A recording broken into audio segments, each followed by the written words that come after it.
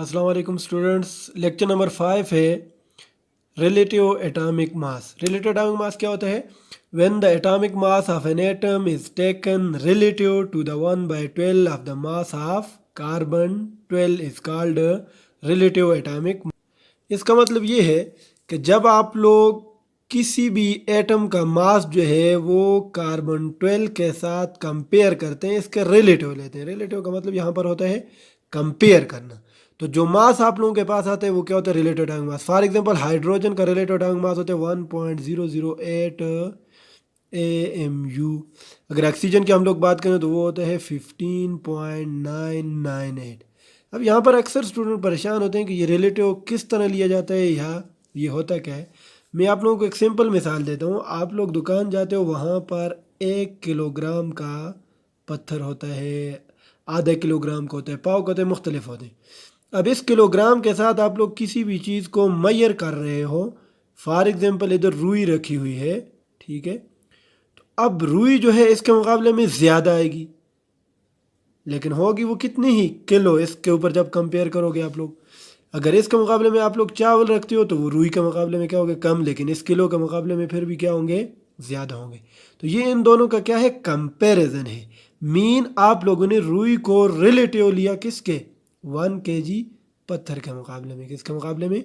For example आप लोग कोई चीज़ बाज़ार लेकर जा रहे हो फ़रोख्त करने के लिए। फॉर एग्जांपल चावल हैं, तो आप लोगों के पास एक शापर में चावल हैं, आप लोग लेकर गए और उधर वो आप लोग बैलेंस को ऊपर रखते हो, तो बैलेंस पर उसकी मेजरमेंट की जाती है। अगर वो किलो से ज़्यादा होता है तो 1 किलो आप लोग और रखोगे, जितना होगा। फॉर एग्जांपल वो 2 किलोग्राम है, तो आप लोगों ने क्या किया? इस चावल को कंपेयर किया, रिलेटिव लिया किसके? इस मास के।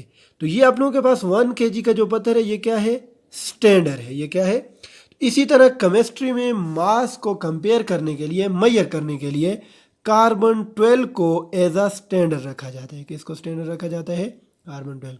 अब क्वेश्चन ये पैदा होता है कि 120 एलिमेंट्स हैं, तो उसमें से कार्बन 12 ही को क्यों स्टैंडर्ड रखा गया? मैं आप लोगों को इसी से एक मिसाल दूंगा। आप लोग बाजार में लेते हो 1 kg पत्थर जो है वो किसका बना होता है जी? आयरन का।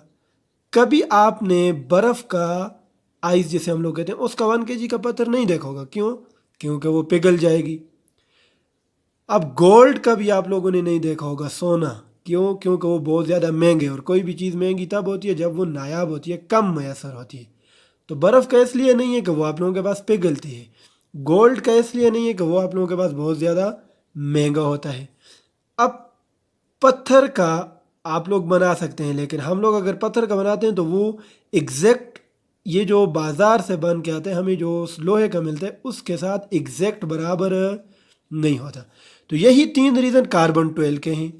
पहली बात यह है कि कार्बन 12 जो है वो स्टेबल है। कार्बन 12 हमारे पास क्या है? स्टेबल है। यानी जैसे मैंने आप लोगों को बर्फ़ की मिसाल दी, वो पिघल रही है। इसी तरह चंद एलिमेंट जो है उनको लेना मुश्किल होते हैं, तो कार्बन 12 जो है वो स्टेबल है। पहला रीज़न ये है कि आपने कार्बन 12 को स्टैंडर्ड रखा हुआ है। दूसरी बात जो है, ये ईजिली अवेलेबल है। मीन ईजिली अवेलेबल, जिस तरह मैंने आप लोगों को कहा कि गोल्ड का आप लोग नहीं बनाते क्योंकि वो महंगा है। महंगा होने का मतलब ये है कि वो ईजिली अवेलेबल नहीं है। तो कार्बन 12 ईजिली अवेलेबल है, इसकी मकदार ज़्यादा होती है अर्थ क्रस्ट में, तो इसीलिए इसको स्टैंडर्ड रखा हुआ है। और तीसरी बात यह कि कार्बन 12 का जो मास है वो एग्जैक्ट 12 यूनिट्स होता है। कितना होता है? जैसे मैंने आप लोगों को कहा कि पत्थर से आप लोग बना सकते हैं, लेकिन या वो थोड़ा सा कम होगा या थोड़ा सा ज़्यादा, एग्जैक्ट नहीं होगा।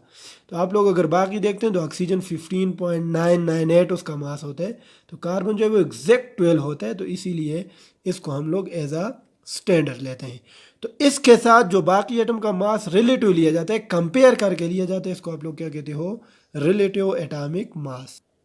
उसके बाद आ जाता है जी AMU, एटॉमिक मास यूनिट। अब एटॉमिक मास यूनिट क्या होता है? The quantity 1/12 of the mass of carbon 12। ऊपर हम लोग 1/12 के साथ कंपेयर कर रहे थे। यहाँ पर वो क्वांटिटी कार्बन 12 का जो 1/12वां हिस्सा होता है। 1/12 का मतलब क्या होता है? फॉर एग्जाम्पल ये आप लोगों के पास कार्बन 12 है, इसके मैं 12 हिस्से कर देता हूँ छोटे छोटे, 1 2 3 4 5 6 7 8 9 10 11 12। ये जो इसके मैंने छोटे छोटे 12 हिस्से कर दिए इक्वल पार्ट्स। अब ये जो एक पार्ट्स अगर मैं इसमें से ले लूँ तो ये 1/12 12 होते हैं। ये क्या होता है 1/12। अब इसके लेने की ज़रूरत क्यों पड़ी? क्योंकि हमारे पास यूनिट जो मास का हम लोग जनरली इस्तेमाल करते हैं वो ग्राम होता है। अब आप लोगों को पता है कि एटम बजाते खुद वेरी स्मॉल, बहुत ज़्यादा छोटा पार्टिकल है, उसका मास भी बहुत ज़्यादा कम होता है। इसीलिए एटम का मास मेजर करना इम्प्रैक्टिकल है ग्राम में। तो हम लोगों ने एक्सटेंडर क्वांटिटी रखी जो कि कार्बन का 1/12वां हिस्सा है। तो ये हमारे पास क्या आ गया, MU आ गया। क्या आ गया? जिसमें फॉर एग्जांपल आप लोग बाजार में जाते हो तो 1 kg एक्सटेंडर क्वांटिटी है। ये क्या है? एक लोहे का पत्थर है जो कि एक्सटेंडर क्वांटिटी हमने रखी हुई है। इसी तरह इसको हम 1 kg कहते हैं। 1/2 kg इसका आधा हिस्सा होगा। तो इसी तरह कार्बन 12 के इक्वल अगर हम 12 पार्ट्स करें तो उसमें से एक पार्ट जो है ये 1/12 है और इसको हम लोग MU कहते हैं। और 1 MU जो है ये इक्वल होता है 1.67 इंटू 10⁻⁻24 ग्राम, या 1.67 इंटू 10⁻⁻27 किलो। किलोग्राम में -27 और ग्राम में -24 के इक्वल होते हैं। तो ये एक्सटेंडर है, इसको हम लोग क्या कहते हैं, एटॉमिक मास यूनिट। और